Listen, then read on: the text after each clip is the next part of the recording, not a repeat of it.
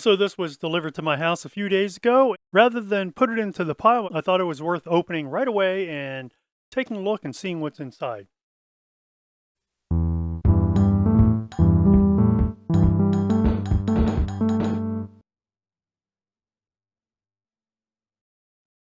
So let's open this and take a gander, as they say.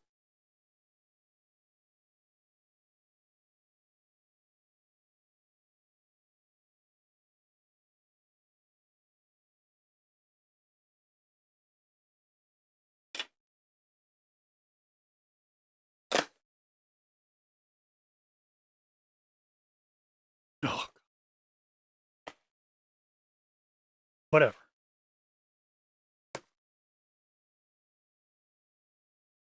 Hey, here's a whole bunch of instruction books and other things. Always nice to have those. We'll look at those in a moment.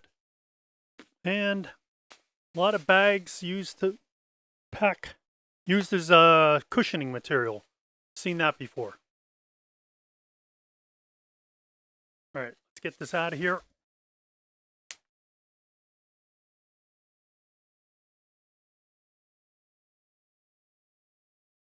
As you can see, this is so wide, it's actually wider than my covering, desktop covering.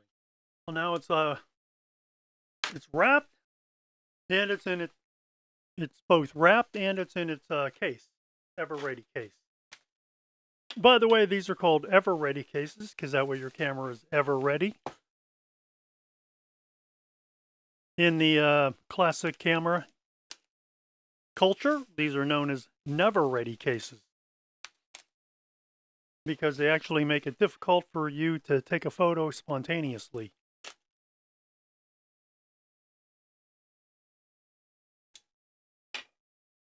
Case is in pretty good shape. That's nice.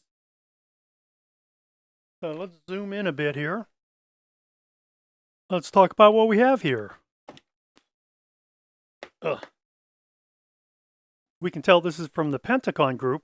First of all, because it says Pentagon right here, and also because it has the Ernemann Tower, which was the symbol for Pentagon. The Ernemann Tower was in Dresden, which became part of the Eastern Zone. During World War II, it was probably one of the few remaining structures after the Allies firebombed the city and basically leveled the city. Okay, so what we have here is the Exakta RTL 1000. This was produced from 1969 to 1973, and it's one of the more unusual 35 millimeter SLRs. Well, at least top portion of it certainly is. Today, it's like part Cybertruck, part Star Wars, part something else. I'm not really sure. Quite a bit going on here. It is somewhat unusual. It uses the exact amount, but if you didn't know it, you would say that this was a Praktica body. And in fact, from what I've read, this is built on the Praktica SLR platform. This viewfinder is removable. I don't know how, because I just opened up the camera, or I just opened up the box, but there is a lot going on here. This is, presumably this is your self-timer. I don't know what this button is. Or, not the... This is unusual because in a Praktica, the shutter release is front-mounted at an angle.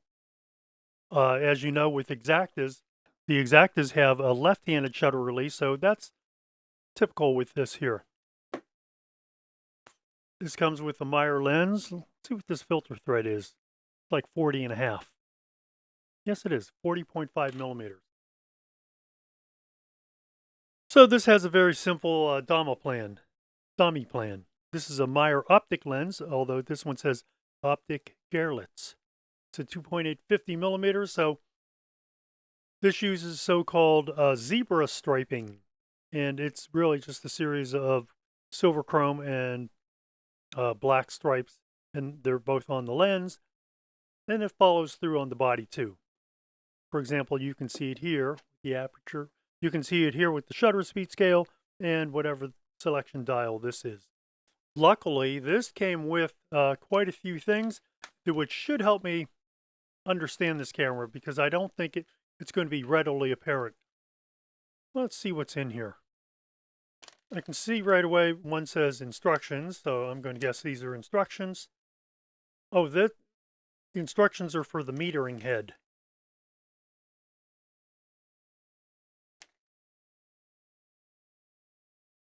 Here's the actual instruction manual.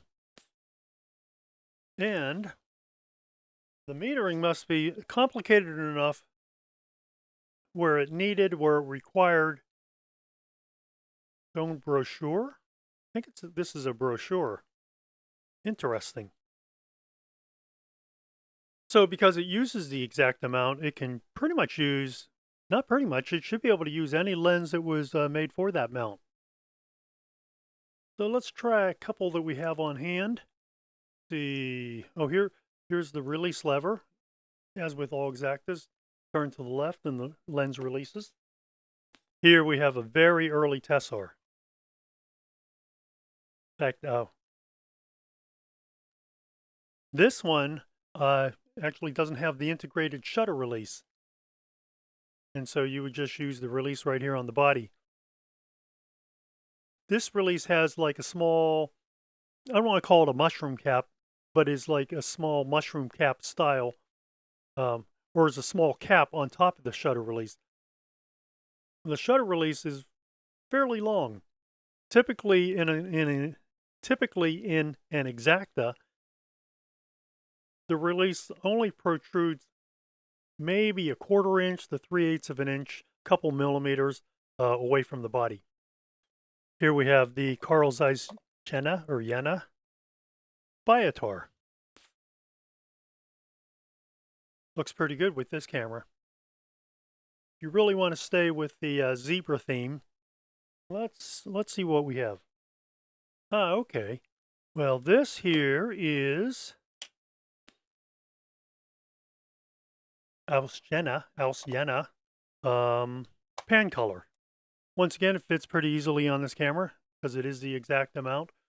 This lens isn't in quite as great a shape. You can see a little bit of damage here to the zebra striping, but overall looks good. This lens does need some work. Everything in it is extremely tight. Optically, it looks clean, so that's nice. Mechanical things are easy to fix, but if the lenses are damaged, they're scraped up or have fungus, that's a different matter. Take a look, see what kind of shutter is in here. As you notice, it just has your traditional lift up on the rewind post, the rewind knob, and back pops open. This uses a vertically traveling metal bladed shutter, and this shutter appeared in many of the Praktica LTL and MTL cameras. Very reliable, and I think it would always work pretty well. Now, the Praktica L and M models, or LTL and MTL models, use this very easy loading film system. So all you would do is just take your film leader, tuck it under here, and you can see this small little bar just grabs the film leader. It makes it a very simple yet secure method of loading the film. As I mentioned, this metering head removes. You have a standard prism head that can fit onto this camera. Usually with something like this, it's something weird. Oh, there it goes. Actually wasn't too weird at all. And so this is the metering head. You can see how the focusing screen is part of it. Here's your eyepiece, and this is where you insert a battery. I'm going to guess that's going to be that PX13 625 cell.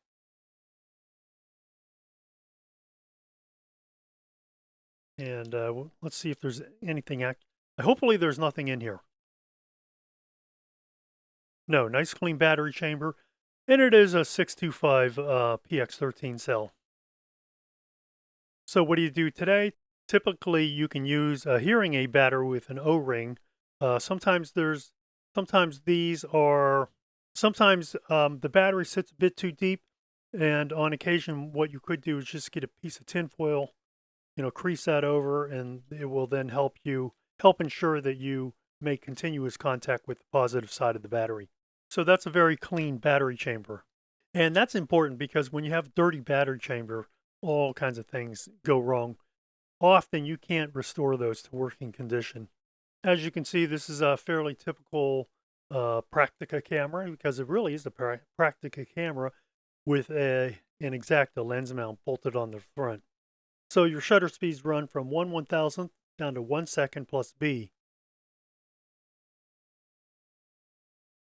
Looks like there's a flash synchronization port here, or flash synchronization speed. Okay, and here's this little red triangle that indicates what shutter speed you're using.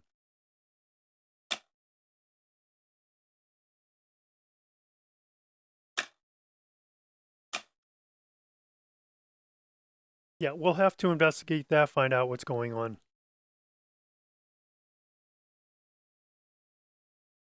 So this is a metering head that wouldn't be that different from, well, we're going to say it is different, but this is a metering head similar to what you saw offered with the Nikon F series and also with the Minolta XK, where you had a very large metering head that's replaced the regular eye level prism viewfinder.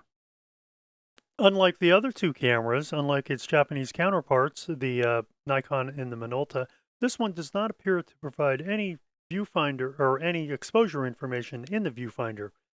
And so that, as always, that sort of limits its usefulness because now you need to take your eye away from the viewfinder in order to set exposure, particularly if you happen to be looking for a particular shutter speed or aperture. We definitely will have to find out what the role is of these this button here, obviously self-timer. This shows an aperture scale, but I'm not really sure what it's about. This seems to be a little film minder dial. Yes, you turn it to indicate what kind of film you have loaded in the camera. This is your film speed dial. And generally, this would be linked to your metering head. Film speeds are marked both in DIN and ASA. And it looks like you have a small, I think this is a small repeater window. Not really sure. So at first I thought this might be a repeater window for the meter, as you see in some cameras. But what I really think this is I think it's just an on-off switch for the meter. Right? Red would be off, green would be on. So I'm going to take a few days. I'm going to try to sort through some of the problems, mechanical issues with this camera. I'm going to clean up the lens. Lens actually isn't in too bad a shape. And this focuses pretty nicely too. But we're going to get it all cleaned up. Then we're going to find out a bit more about this camera. I want to go through the instruction manual and try to understand everything, all the little nuances about this camera.